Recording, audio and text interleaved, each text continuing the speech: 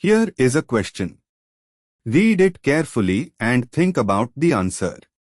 Let us solve it step by step. Let us first understand the key concept here. The Lobry de Bruyn Alberda van Ekenstein, LdB, AvE, rearrangement occurs when an aldose or ketose is treated with dilute base, O. Under basic conditions, the carbonyl sugar undergoes enolization at C1, C2 to form a common enediol intermediate. This enediol can then collapse to give interconverted sugars at C1 and C2. Moving on to the next step. D-mannose treated with O gives the C1, C2 enediol intermediate, which can reclose to give D-glucose, epimer at C2, or D-fructose, to ketose.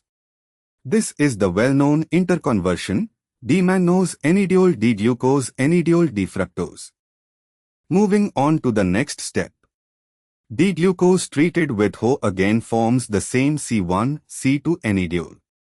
This enediol intermediate can collapse to regenerate D-glucose, form D-mannose, C2 epimer, or form D-fructose, ketose at C2.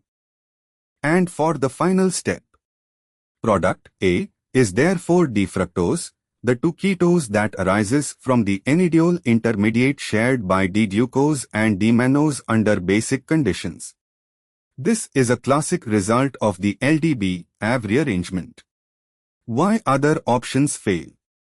A. D-glucose. This is the starting material in the second equilibrium, not a new product, A. C. D-talose. D-talose is the C2 epimer of D-galactose, not related by a simple C1, C2 enediol from D-glucose.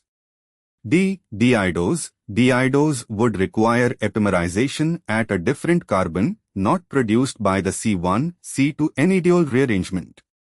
Therefore, the correct answer is B. Therefore, the correct answer is option B.